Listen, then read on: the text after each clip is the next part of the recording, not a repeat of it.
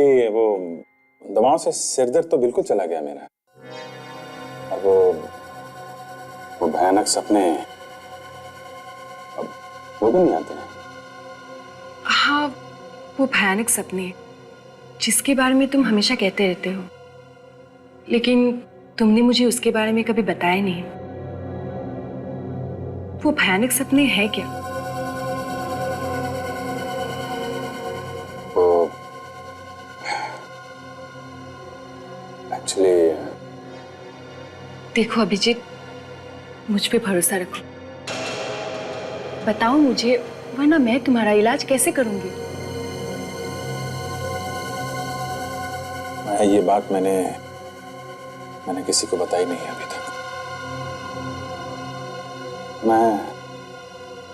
मैं उस सपने में अपने आप को देखता हूँ। मैं देखता हूँ कि मैं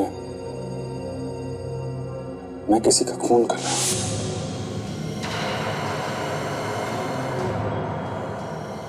वो भी एक सीआईडी ऑफिसर की तरह नहीं, एक अपराधी की तरह। तुम जानती हो कि मुझे पुरानी बातें याद नहीं रहती। 13 साल पहले की जो भी बातें मुझे याद आती हैं, उसमें मैं अपने आप को खूनी की तरह देखता हूं। एक सीआईडी ऑफिसर जो पहले अपराधी था।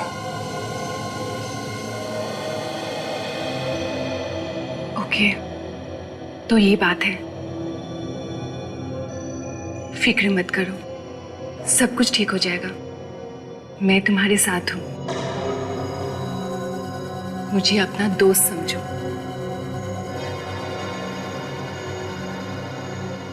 दोस्त?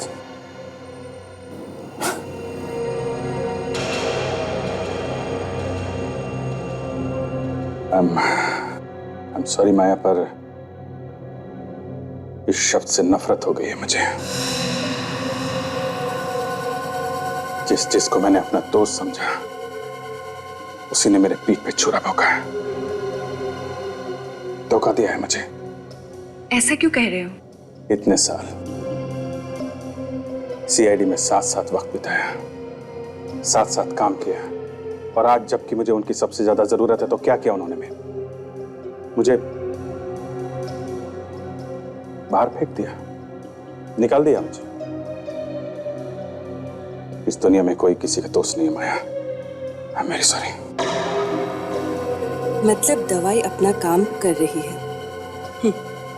अब ये अभिजीत अपने दोस्तों पर तो क्या, दया और एसीपी पर भी भरोसा नहीं करता। वाह। I'm sorry।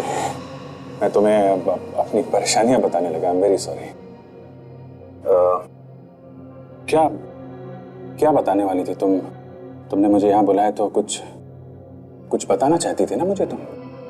हाँ, एक्चुअली एक आदमी है जो आपसे मिलना चाहते हैं, और ये सब सुनने के बाद मुझे भी लगता है कि आपको उससे मिलना चाहिए। कौन है आदमी? है कोई जो इस वक्त आपकी मदद कर सकता है। मेरी मदद? ठीक है, कब मिलना है? कल दोपहर को। फिर मिलते हैं। अरे आप जाओगे कैसे घर? मैं टैक्सी ले लूंगी, डोंट वरी। नहीं, आप इतनी रात हो गई है, मैं आपको छोड़ देता हूँ ना। नहीं, आप परेशान मत होइए, मैं चली जाऊंगी। नहीं, परेशानी की क्या बात है, मैं आपको छोड़ देता हूँ। आइए प्लीज। थैंक्स।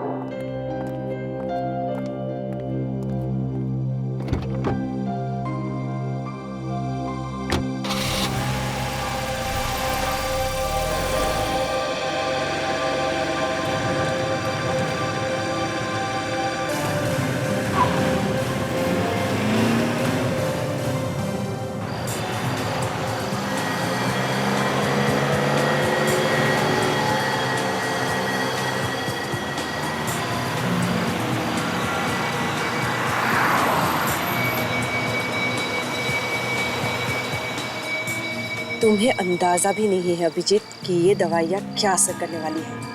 अगर सब हमारे प्लान के हिसाब से चला तो तुम अपने हाथों से सीआईडी को बर्बाद कर दोगे।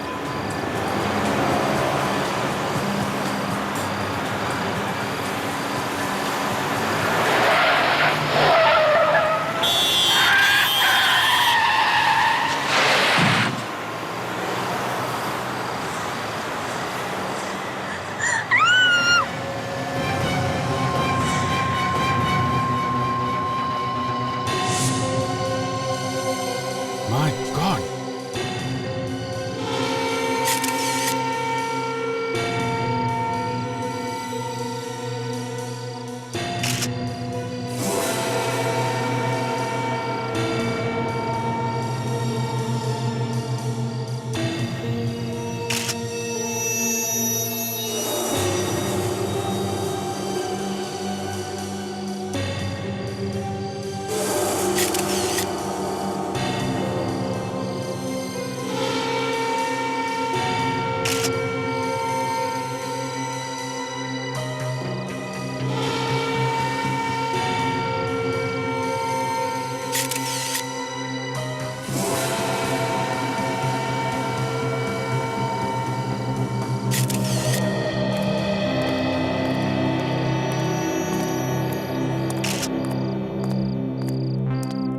सर,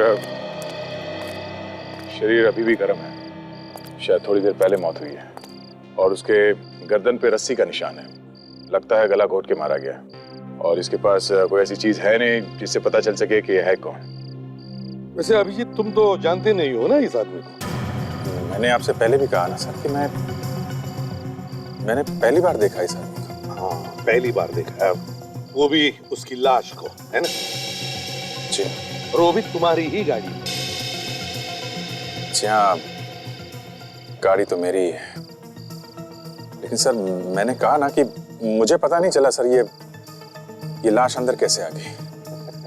है ना, बड़ी अजीब बात है कि अभिजीत की गाड़ी की पिछली सीट पर एक लाश थी और अभिजीत को दिखाई नहीं पड़ी। मैंने ध्यान नहीं दिया सर। और तुमने बताया कि जब तुमने गाड़ी हुक में पार्क की थी तब तो इलाज गाड़ी में नहीं थी। सर अगर उस वक्त पता चल जाता तो मैं आप लोगों को उसी समय फोन कर देता। हाँ, अच्छा, तुम वहाँ उस होटल में कितनी देर तक थे? हम लोग रात 11:30 से करीब 1:30 बजे तक थे। 11:30 बजे से 1:30 बजे तक। वैसे अभिजीत, तुम रात के 11 बजे से 1:30 बजे तक क्या करने गए थे? डिनर करने गए थे सर। मैंने बताया ना, मैं इनके साथ था सर। अरे हाँ, तो मैं भूल ही गया था। ये तुम्हारी नई दोस्त है ना, माया? वैसे अब तो भी बताया नहीं इनके बारे में। सर ये नई दोस्त है या पुरानी, इससे आप लोगों को कुछ नहीं लेना देना है।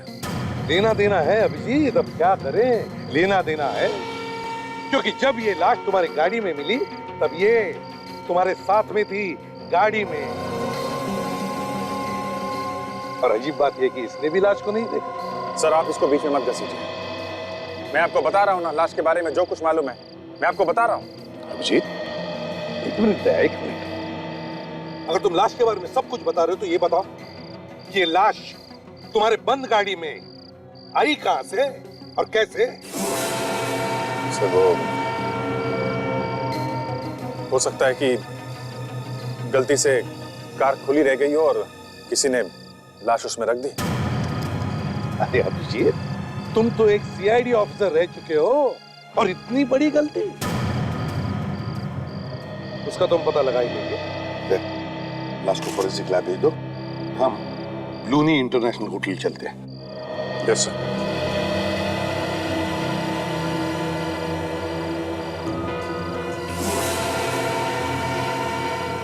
चलो गए।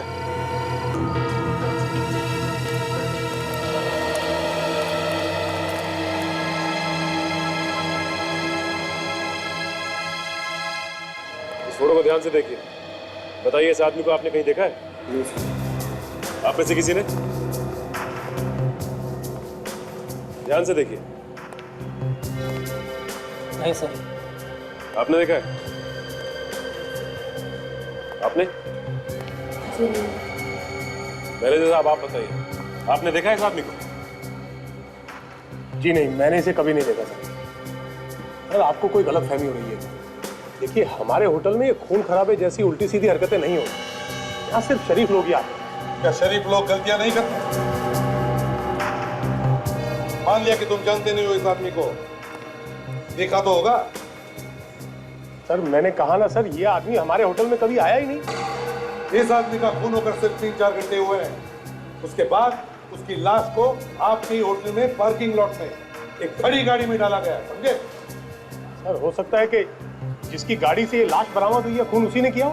जितना पूछा है ना उतना ही जवाब दो, समझे? ज्यादा दिमाग चलाने की जरूरत नहीं है। लाश आपके होटल के पार्किंग लॉट में मिली है, आपके होटल के।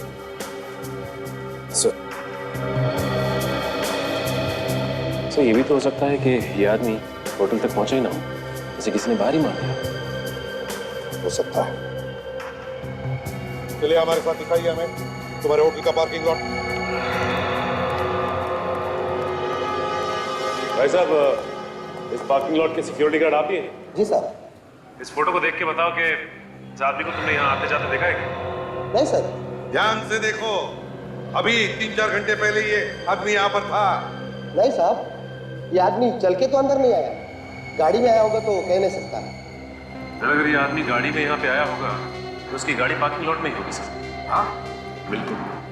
काम करो, पार्किंग लॉट में जितनी भी गाड़ियां हैं पता लगाओ क्या ये सारी गाड़ियां इस होटल के गेस्ट की है क्या? सर मुझसे पूछिए ना, मैं बताता हूँ सर। सर इनमें से आधी गाड़ियाँ तो हमारे होटल के स्टाफ की हैं और आधी गाड़ियाँ उन लोगों की है जो हमारे होटल में रुके हुए हैं सर। सचिन, मैनेजर साहब के साथ जाओ और होटल में जितने भी गेस्ट हैं सबसे जाकर के पता लगाओ कि उनकी कौन सी गाड़ियां हैं। चलिए। सर ऐसा भी हो सकता है कि मरने वाला आदमी और खूनी एक साथ ही होटल में आए हो, एक ही गाड़ी में। क्या तुम कहना क्या चाहते हो, जल्दी बताओ। तो फिर खूनी ने यहाँ पे उस आदमी का खून कर दिया और खून करने के बाद उसकी लाश को अभिजीत सर की गाड़ी में डाल दी और फिर यहाँ से भाग गए। हो सकता है उन्हीं ने लाश को अभिजीत के गाड़ी में डाला और यहाँ से भाग गया, लेकिन अपनी गाड़ी में विवेक, अपनी ही गाड़ी में। होटल के अंदर जितनी भी गाड़ियां आती जाती हैं उन सब के नंबर नोट करते हो तुम? हाँ साहब, सब कुछ लिखा हुआ है। विवेक रजिस्टर चेक करो, देखो पिछले 3-4 घंटों में कितनी और कौन सी गाड़ियां अंदर बाहर।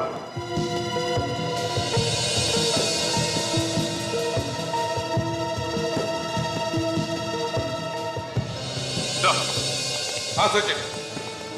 जब पार्किंग लॉट में जितनी भी गाड़ियां हैं उनके बारे में पता किया सर। कोई भी गाड़ी ऐसी नहीं है जो लावारिस हो सके।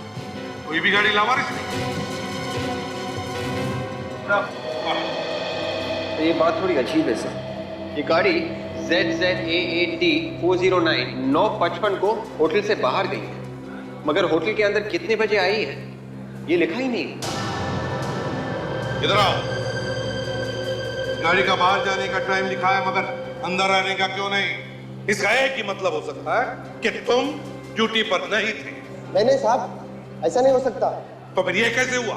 जब से मैं ड्यूटी पे आया हूँ तब से लेकर अब तक एक पल के लिए भी नहीं लाऊं साहब, कसम से। सब इतना ही नहीं, वही गाड़ी ये ZZAAD 409 दोबारा होटल में आई 12:10 को और 1:05 को होटल से बाहर निकली। एक मिनट, ZZ8K M527 ये 8:25 में पार्किंग लॉट में आई, लेकिन सर ये गाड़ी पार्किंग लॉट से बाहर गई नहीं और ये गाड़ी तो पार्किंग लॉट में है भी नहीं सर। है ना कमाल की बात? एक गाड़ी ZZAAD 409 पार्किंग लॉट में एक बार अंदर आती है मगर 2 बार बाहर जाती है। 2 बार, लेकिन एंट्री अंदर आने की सिर्फ एक। तो फिर ये दूसरी गाड़ी ZZ8K M527 ये गाड़ी एक बार अंदर आती है मगर बाहर जाती ही नहीं, गायब। कैसे?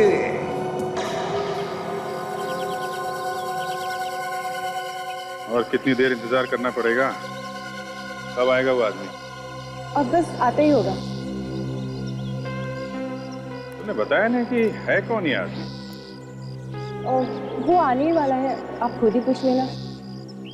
अच्छा, कम से कम ये तो बता दो करता क्या है और मुझसे क्यों मिलना चाहता है? एक्चुअली सब कुछ वही बताएगा।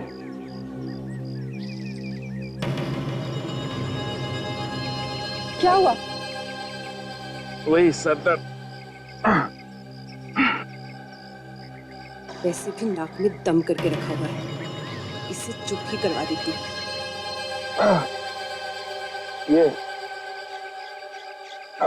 माया, मुझसे बर्दाश्त नहीं हो रहा है।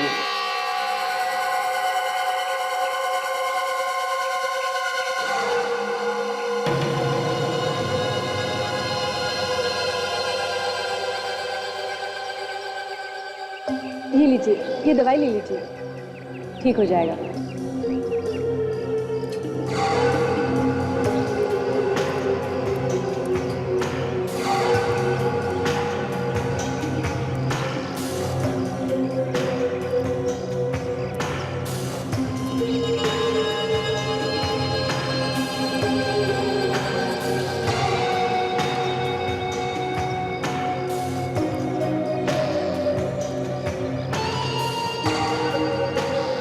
हेलो अभिजीत।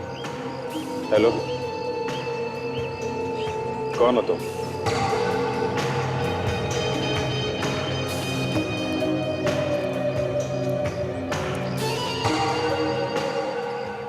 पूछताछ की आदत जाएगी नहीं तुम्हारी। हाय, अमित नाम है मेरा। अमित, क्या बात है? क्यों मिलना चाहते हो मुझसे तुम? माया ने मुझे बताया कि पिछले दिनों तुम्हारे साथ क्या हुआ। सुनकर बहुत तकलीफ हुई। सालों की सीआईडी की वफादारी काम नहीं आई तुम्हारी। उन्हीं लोगों ने तुम पर शक किया जिन पर तुमने सबसे ज्यादा भरोसा किया। माया, मैंने तुम्हें दोस्त होने के नाते ये सब बताया और तुम सारी दुनिया में ढिंडोरा पीट रही हो। हैं?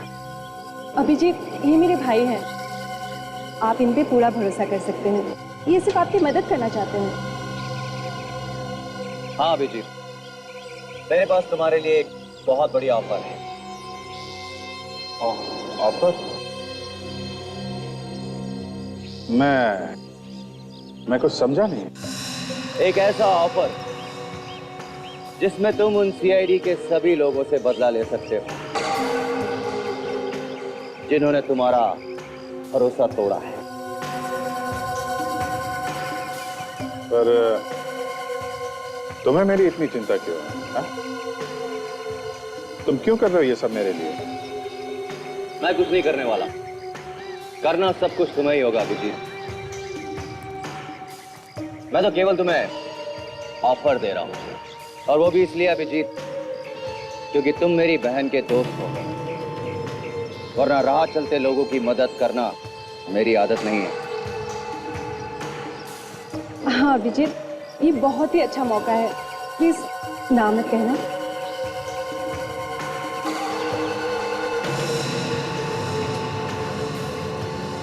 नहीं मतलब इतना बड़ा डिसीजन मुझे सोचने के लिए थोड़ा वक्त चाहिए।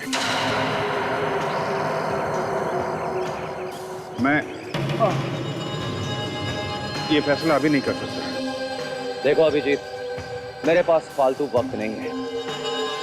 तुम्हारे पास आज का दिन है, जितना सोचना है सोच लो।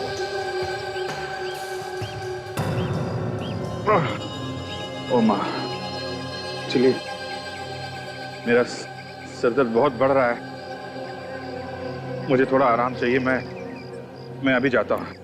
अभिजीत, यहाँ पास में एक जगह है, आप आराम कर सकते हैं। चलिए, मैं आपको लेके चलती हूँ। मैंने तुम्हें कहा था ना अभिजीत के ऊपर नजर रखने के लिए। हाँ? उसे कोई भी जरूरत हो तो मुझे बताना। कहा था कि नहीं? अभिजीत के बारे में कुछ भी पता चले तो फौरन मुझे फोन करना। हाँ, मैं जानता वो ठीक है, मगर आजकल काफी परेशान रहता है। पता नहीं क्या कर बैठेगा। क्या मैं तुम्हें बाद में फोन करता हूँ। क्या हुआ, क्या पता चला? नहीं सर, खोए हुए लोगों की लिस्ट में तो नहीं है। सर मैंने पुलिस स्टेशन से पता कर लिया, इन 24 घंटों के अंदर किसी के भी लापता होने की कोई रिपोर्ट नहीं लिखवाई गई। और सर हमारे रिकॉर्ड के सारे क्रिमिनल्स के साथ उसके उंगलियों के निशान मिलाकर देखें, ये उसमें भी नहीं है सर। नहीं है, ये है कौन? सर आरटीओ से आ रहा हूँ सर। दोनों गाड़ियों के रजिस्ट्रेशन नंबर के बारे में पता लग गया। जो गाड़ी होटल में एक बार अंदर आई थी और 2 बार बाहर गई थी, उसकी नंबर प्लेट नकली है सर। ऐसा कोई रजिस्ट्रेशन है ही नहीं। नकली नंबर प्लेट? और वो दूसरी गाड़ी जो अंदर आने के बाद बाहर गई ही नहीं? दूसरी गाड़ी एक कार रेंटल कंपनी की गाड़ी है sir, A to Z agency. ये लोग किराए पे कार देते हैं।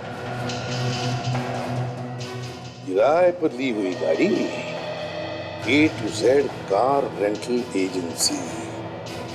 ZZ8KM527 नंबर की गाड़ी किसने आपके यहाँ से किराए पर ली थी? जी सर, किराए पर तो जरूर दी गई थी, पर वो कार तो वापस आ चुकी है। वापस आ गई? कब? सर आज सुबह ही। कौन कौन वापस लेकर आया था गाड़ी? सर पता नहीं, जब सुबह मैं यहाँ पर आई तो ये गाड़ी पहले से ही यहीं पे थी और इसकी चाबी भी इसके अंदर ही लगी हुई थी। ये कैसे हो सकता है? तो किसी को बिना बताए कोई गाड़ी छोड़ के कैसे जा सकता है? हो सकता है आपका ड्राइवर छोड़कर गया होगा। नहीं सर, इस गाड़ी के साथ कोई ड्राइवर नहीं था और ये हमारे किसी रेगुलर कस्टमर ने मंगवाई थी। रेगुलर कस्टमर ने? है कौन ये रेगुलर कस्टमर? एक सेकंड सर, मैं चेक करके बताती हूँ। जल्दी।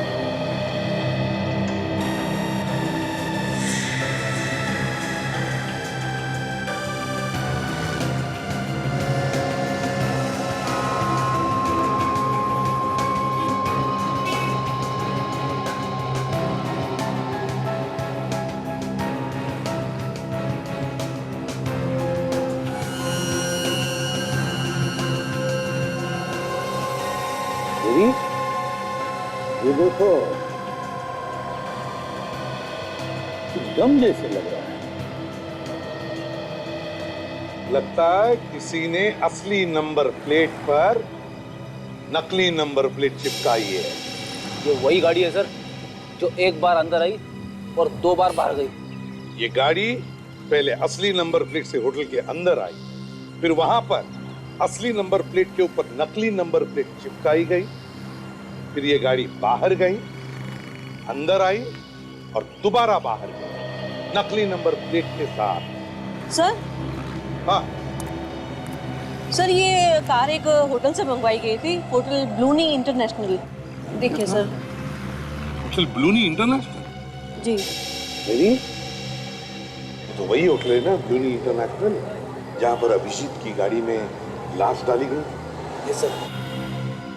किसने बुकिंग की थी इस गाड़ी? सर पता नहीं, यहाँ नाम पता तो कुछ नहीं लिखा, पर सर ब्लूनी इंटरनेशनल से इतनी गाड़ियों की बुकिंग होती है कि हम फोन पे ही गाड़ियाँ बुक कर देते हैं, कोई नाम पता नहीं पूछता। दया को फोन करो और कहो कि वो होटल ब्लूनी इंटरनेशनल जाए और पूछताछ करे इस गाड़ी के बारे में। हमें पता चला कि 10 तारीख को A to Z कंपनी से यहाँ पे एक गाड़ी भेजी गई थी। हमें ये पता करना है कि ये गाड़ी किसके लिए मंगवाई गई थी और उस आदमी का नाम क्या है, जरा चेक करके बताओ। जी सर।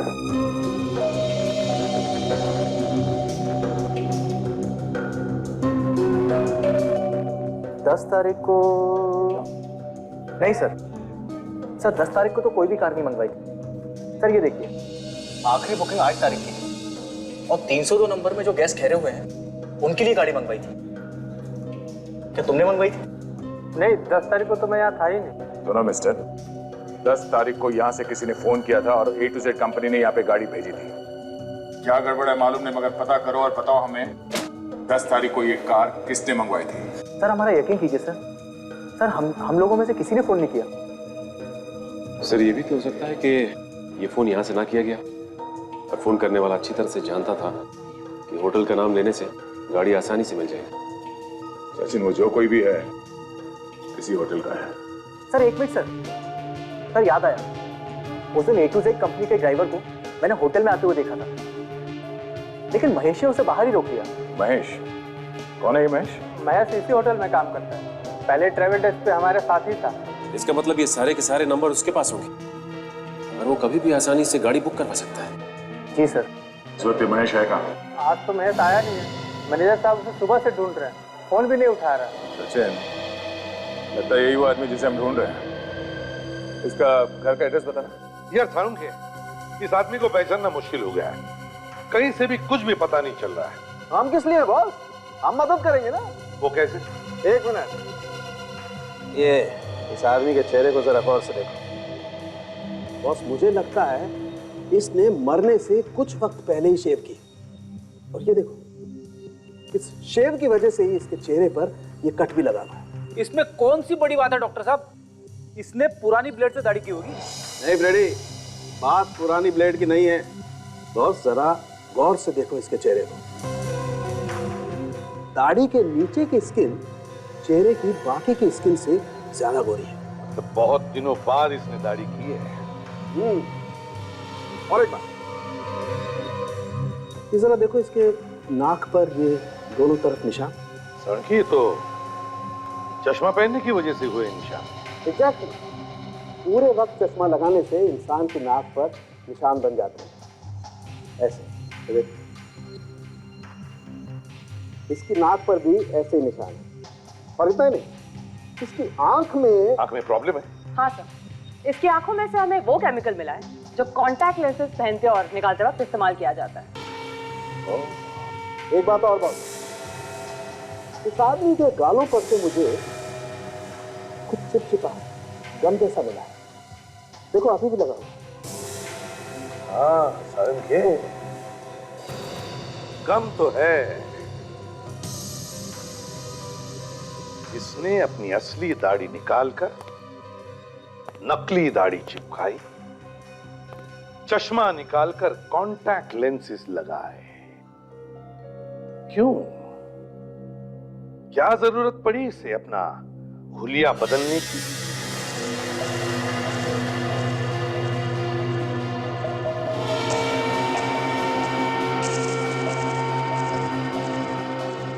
पूरा घर उलट पुलट कर दिया। लगता है कोई कुछ ढूंढ रहा था यहाँ पे। हाँ सर, महेश भी दिखाई नहीं दे रहा था। कहीं उसे कुछ हो तो नहीं गया? या तो उसे कुछ हो गया या फिर वो घर छोड़ के भाग गया।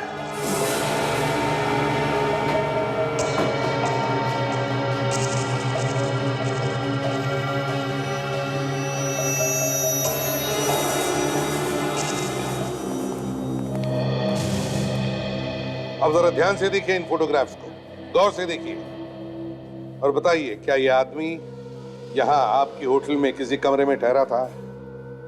देखिए जरा ध्यान से। हाँ सर, मैंने इसे यहाँ देखा है। हाँ सर, मैंने भी देखा है। देखा है तो फिर जल्दी बताओ, कौन से कमरे में ठहरा था ये? सर, मुझे नहीं लगता ये यहाँ होटल में ठहरा हुआ था। मैंने इसे लॉबी में घूमते हुए देखा है। पूरे यकीन के साथ कह सकती हो? हाँ सर, क्योंकि इसने यहाँ पर कोई भी कमरा बुक नहीं करवाया था। क्या फिर और कुछ याद आता है इस आदमी के बारे में? इसने रिसेप्शन से फोन किया था। किसे किसे फोन किया था? आई थिंक वो अखाज एयरलाइंस में फोन किया था। क्या बात कर रहा था वो, कुछ सुना तुम? सर, ये पूछ रहा था कि 4:30 बजे की दिल्ली की फ्लाइट टाइम पर है या नहीं। दिल्ली की 4:30 बजे की फ्लाइट टाइम पर है क्या नहीं? अखाज एयरलाइंस।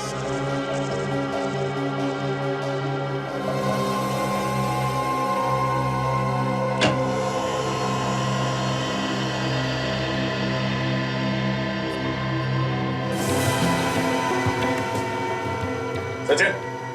हाँ सर, जरा सो पकड़ो।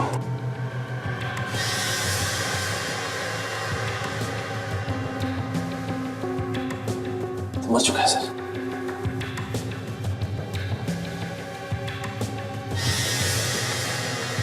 इतने सारे पैसे ये खूनी से मार के गया, लेकिन ये पैसे लेके नहीं गया। इसका मतलब वो कुछ ढूंढने आया था, चोरी करने। ये देखिए, इसका लाइसेंस है। ये महेश ही है। तो वो ढूंढने क्या आया होगा यहाँ पे? तो हो सकता है महेश ने जो छुपाया हो वो खूनी को मिला ही ना हो। एक काम करते हैं, हम भी इस घर की तलाशी लेते हैं, शायद हमें वो चीज मिल जाए जो उस खूनी को नहीं मिली।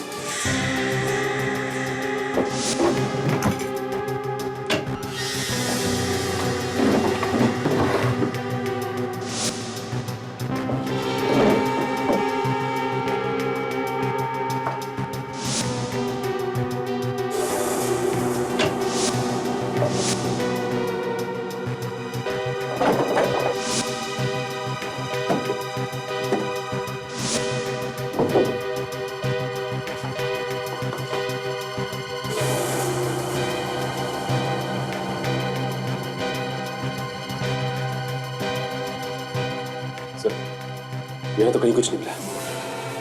ये देखो, इतनी पुरानी रुई।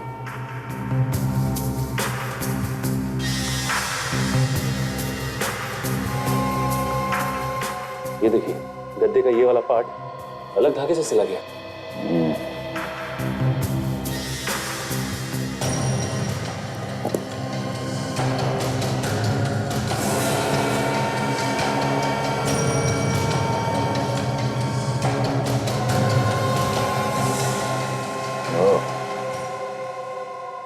कमरा नंबर 225, होटल ब्लूनी इंटरनेशनल। आकाश एयरलाइंस से 10 जनवरी को दिल्ली जाने वाली फ्लाइट से ऐसे कितने पैसेंजर्स थे जिन्होंने अपनी टिकट बुक की थी पर फ्लाइट में नहीं गए? सर एक मिनट चेक करके बताती हूँ।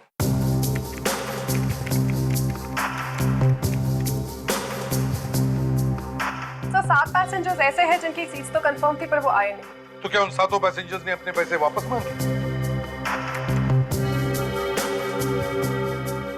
नहीं सर, सिर्फ 4 लोग ऐसे थे जिन्होंने पैसे वापस मांगे और फ्लाइट से थोड़ी ही देर पहले अपनी टिकट्स कैंसिल करवा दी। और बाकी 3 उन्होंने क्या किया? सर उनमें से 2 लोगों ने अगली फ्लाइट में टिकट बुकिंग करवा ली। इस एक ने क्या किया? सर उसने ना ही टिकट कैंसिल करवाई ना ही तो पैसे वापस लिए। क्या नाम क्या है इसका? है कौन ये? सर मिस्टर कुमार है कोई, उनका पासपोर्ट नंबर लिखा है। सर वो यहाँ के नहीं नायरोबी से आए हैं। मतलब एनआरआई था? कुछ लिखा है उसके बारे में? सर उनका टिकट नायरोबी से मुंबई का था और फिर यहाँ से वो दिल्ली जाने वाले थे।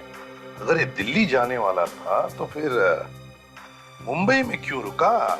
सर उनका फोन आया था, वो बता रहे थे कि नायरोबी से आने के बाद वो 8 घंटे मुंबई में रुकेंगे और फिर यहाँ से दिल्ली जाएंगे। 8 घंटे वो मुंबई में रुकने वाला था और फिर दिल्ली जाने वाला था। अच्छा, करने वाला क्या था वो 8 घंटे मुंबई में? किसी होटल में रहने वाला था क्या? कोई नाम वाम दिया है उसने? नहीं सर, होटल के बारे में तो नहीं पर उनके वापसी की टिकट के बारे में लिखा हुआ है। क्या? सर 1 हफ्ते बाद वो दिल्ली से हांगकांग जाने वाले हैं। 1 हफ्ते बाद दिल्ली से हांगकांग जाने वाला था? अच्छा, मिस्टर कुमार नैरोबी वाला। इस कुमार की पूरी जन्म पत्रिका चाहिए मुझे।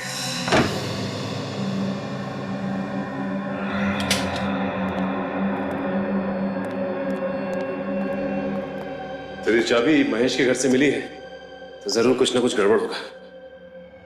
देखते हैं ऐसा क्या है इस कमरे में जिसकी वजह से महेश ने अपनी जान दे दी।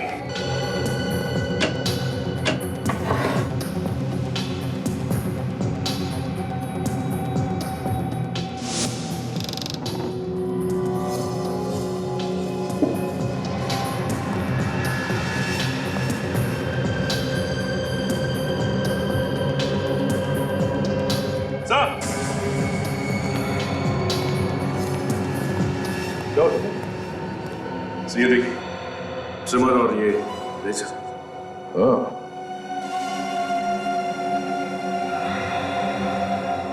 मतलब यहाँ पे कोई तो था जिसने शेविंग भी की है और ये ट्रिमर भी इस्तेमाल किया है। आप तो कह रहे थे कि यहाँ पे ये कमरा किसी को दिया नहीं गया? हाँ, ये क्या है? सच बताइए, कौन था यहाँ पे? सर मेरा यकीन कीजिए, मैं आपसे सच क्यों छुपाऊंगी। ये कमरा रिजर्व है। ये कमरा तो हम बिना पूछे किसी को नहीं देते, ना ही दे सकते हैं। जब तक हम मैनेजर साहब और मालिक से नहीं पूछते, हम ये कमरा किसी को नहीं देते। तुम्हारे मैनेजर को बुलाओ जरा। सर वो कुछ जरूरी काम से बाहर गए हैं, कल ही आएंगे और उनका फोन भी बंद है। लगता है ये मैनेजर और महेश मिले हुए हैं आपस में। अच्छा, महेश ये जानता था कि कमरा रिजर्व है और हमेशा बंद रहता है? हाँ सर, लेकिन ये तो होटल में सभी जानते हैं।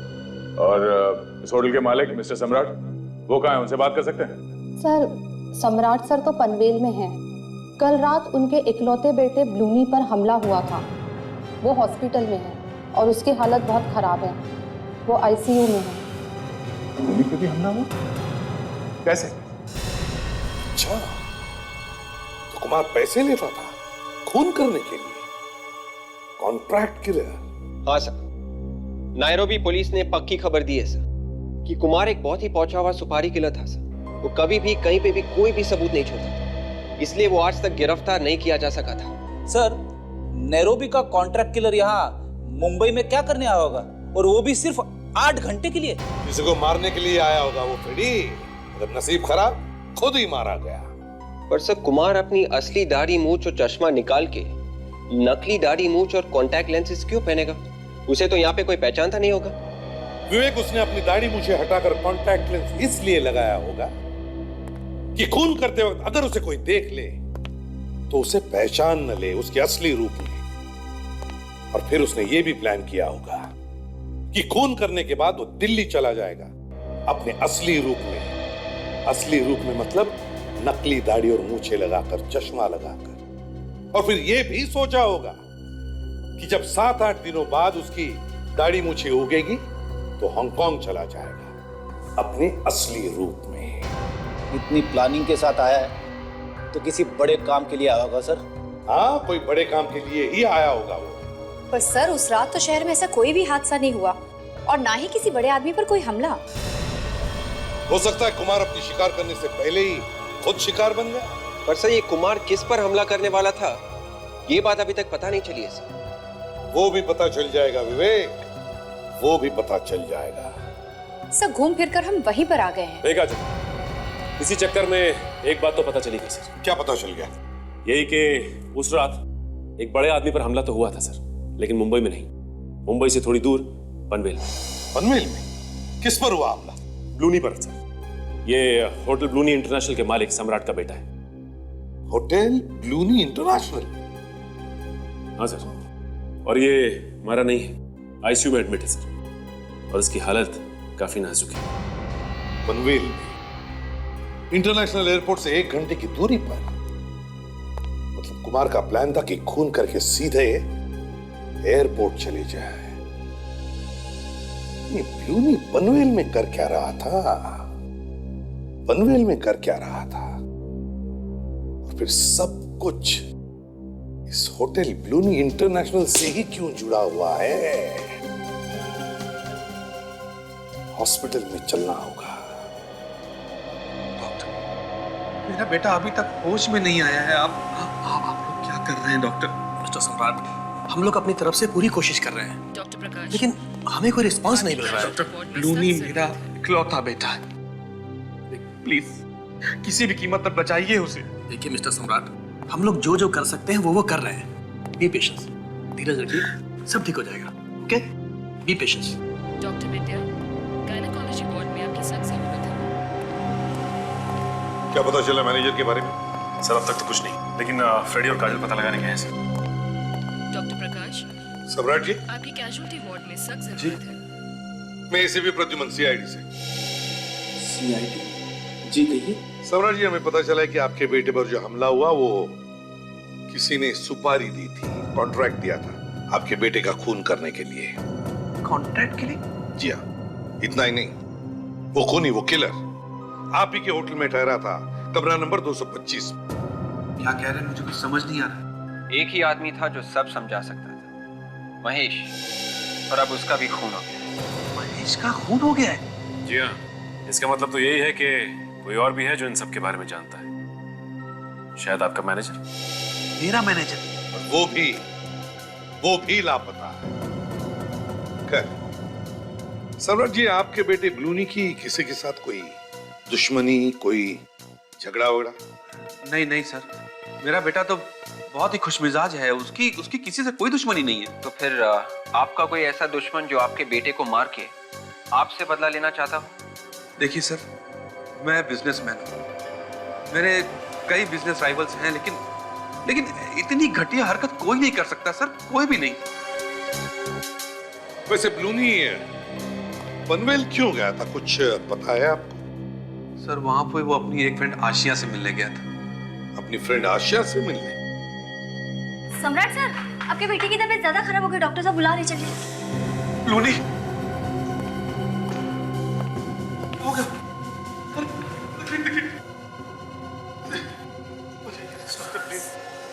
सम्राट जी अपने बेटे को लेकर काफी परेशान है सर। कीजिए प्लीज। मुझे नहीं लगता कि ये इस वक्त कुछ बता पाएंगे। सचिन, इस ब्लूनी पर हमला होते हुए किसी ने तो देखा होगा, किसी ने तो देखा होगा। हर शुक्रवार को सिद्धांत ऑफिस से 10 बजे आता था। उस दिन भी वैसे ही 10 बजे आ गया था और आते ही उसने आशिया को तैयार होने के लिए बोला। वो लोग पार्टी में जाने वाले थे। तो क्या ब्लूनी भी जाने वाला था पार्टी में सिद्धांत और आशिया के साथ, इसलिए वो यहाँ पर आया था? बड़े बाप की बिगड़ी हुई औलाद रात रात भर हमारे घर के चक्कर काटता रहता था। कितनी बार मैंने मना किया उसे, पर बेशर्म मानता ही नहीं था। इस घर के चक्कर लगाता था वो? क्यों? सर, मेरी बहू ब्लूनी के बाप के होटल में पहले काम करती थी। ब्लूनी उससे शादी करना चाहता था, इसलिए पागलों की तरह हमारे घर के चक्कर काटता रहता था। ब्लूनी आशिया से शादी करना चाहता था? ये सब आपको बताया किसने? मुझे किसी और से पता करने की जरूरत नहीं पड़ी। होटल का मैनेजर आया था ब्लूनी का संदेशा लेके। मैनेजर? फिर क्या हुआ? फिर क्या, बेटे ने उसे भगा दिया। तो उसकी किस्मत अच्छी थी कि मारा नहीं उसे। अच्छा ये बताइए, जब सिद्धार्थ और आशिया पार्टी में जाने के लिए निकले तब क्या हुआ? होना क्या था, मैं ऊपर सोने के लिए जा रही थी, इतने में बाहर से कोई आवाज आई। कैसी आवाज? 2 पटाखे फूटने जैसी आवाज। उसके तुरंत बाद एक लड़के की चीखने की आवाज आई। वो ब्लूनी की आवाज थी। मार दूंगा तुझे, मार दूंगा कह के चिल्ला रहा था। और फिर तीसरे पटाखे की आवाज। मतलब 3-3 गोलियां चली उस रात? हाँ। मैं जब दौड़ के नीचे गई तो वहां देखा ब्लूनी खून से लथपथ तड़प रहा था और मेरा बेटा सिद्धांत और बहू दम तोड़ चुके थे। खत्म हो गया था, खत्म हो गया था। अच्छा ये बताइए, जिस आदमी ने गोलियां चलाई थी वो आपको दिखाई नहीं दिया? आपको किस पर शक है? मुझे मालूम है, मुझे मालूम है कौन है वो।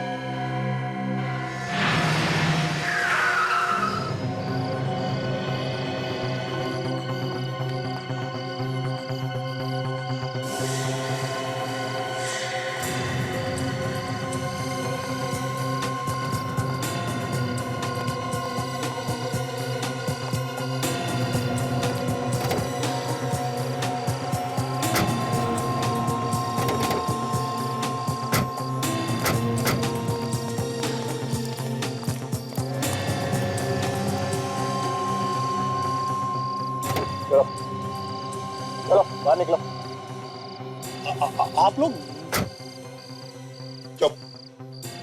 शादीशुदा औरतों के घर रिश्ते लेकर जाते हो? हाँ? मैं रिश्ते ले चलो इसे।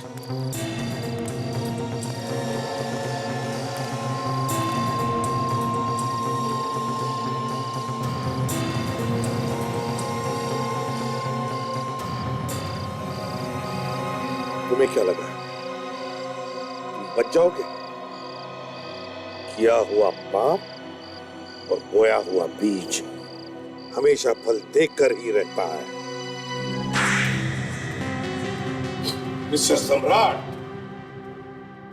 करोड़ों के होटल बिजनेस के मालिक, और ऐसी नीच हरकत क्यों किया तुमने? ये सब मैंने अपने बच्चे के लिए की, अपने बेटे ब्लूमी के लिए।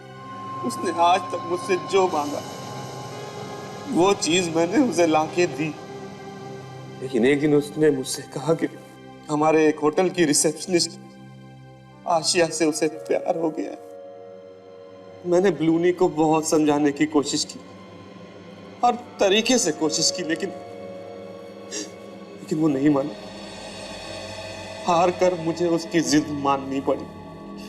लेकिन वो लड़की आशिया शादीशुदा थी, इसलिए सबसे पहले मैंने उसे समझाया कि वो अपने हस्बैंड सिद्धांत को तलाक दे दे और मेरे बेटे से शादी कर ले। एक शादीशुदा लड़की को अपने बेटे से शादी करने के लिए समझाने पहुंच गए तुम। बेशर्मी की भी हद होती है। फिर क्या हुआ बताओ। मैंने आशिया को पैसों का लालच दिया, वो मान गई, लेकिन उसका पति सिद्धांत वो थोड़ा टेढ़ा निकला। वो किसी भी कीमत पर आशिया को तलाक नहीं देना चाहता था। इसलिए मैंने सोचा कि सिद्धांत को ही रास्ते से हटा दिया जाए। और इसीलिए तुमने नैरोबी से कुमार को बुलाया? हाँ, कुमार असली नंबर वाली गाड़ी से होटल में आया। होटल के कमरे में जाके उसने अपनी दाढ़ी मुझ साफ कर ली और इसी बीच महेश ने नकली नंबर प्लेट उस गाड़ी पर लगा दिया। लेकिन महेश को यह नहीं पता था कि कुमार एक खूनी है। नकली नंबर प्लेट वाली गाड़ी में बैठकर कुमार आशिया के घर की तरफ गया, सिद्धांत का खून करने के लिए ना।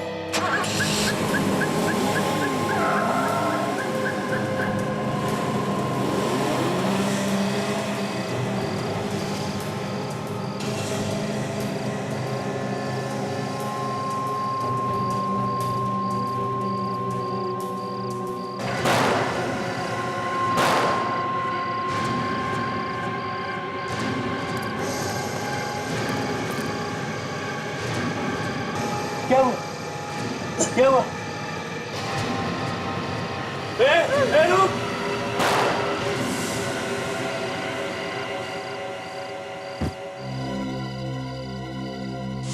सम्राट जी, जिस बेटे के लिए तुमने ये सब किया, कुमार ने तो उससे भी मार दिया। फिर क्या किया तुमने? मैंने कुमार को उसकी गलती की सजा दी।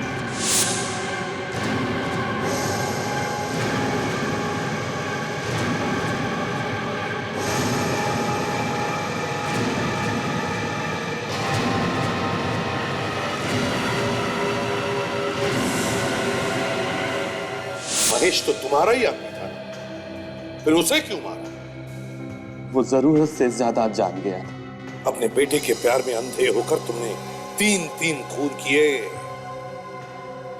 उसके बदले में क्या मिला तुम्हें? खो दिया ना अपने ही बेटे को। फांसी से भी बढ़कर सजा मिली है तुम्हें। अब जिंदगी भर जेल में सड़ते रहना उसी बेटे की याद में।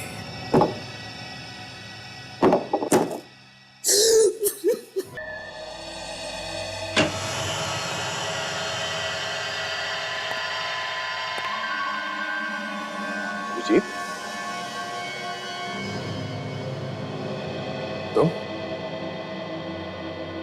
तुम यहां क्या कर रहे हो? यही बात मैं तुमसे पूछ रहा हूं। तुम यहां इस मेंटल हॉस्पिटल में क्या कर रहे हो अभिजीत?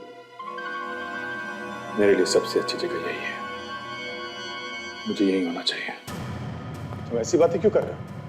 हाँ? मैं तुम्हें यहां रहने नहीं दूंगा, तुम चलो मेरे साथ। अभिजीत, तुम्हें कुछ नहीं हुआ है, तुम ठीक हो। जल्दी से सामान लो और चलो यहां से, प्लीज। मैं कहीं नहीं जा रहा, और ये दोस्ती का ड्रामा बंद कर दे। उस वक्त ये दोस्ती कहां चली गई थी जब एसीपी साहब ने मुझे सीआईडी से निकाला था? हैं? कितना भरोसा किया था मैंने तुम पे। मुझे नहीं पता था कि दोस्त की आड़ में इतना बड़ा दुश्मन छुपा बैठा है। दुश्मन छुपा बैठा है? हाँ? मैंने तुम्हें कितनी बार तुम्हारे सरदर्द के बारे में पूछा, तुम्हें पता है मुझे? हाँ? हर बार तुम टालते रहे। और एसीपी साहब ने तुम्हें सीआईडी से निकाला नहीं है।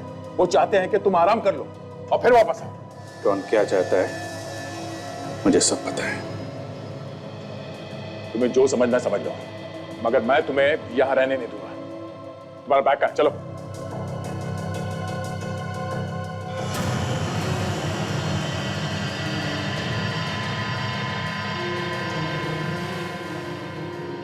मेरी जिंदगी में दखलंदाजी करना बंद करो दया।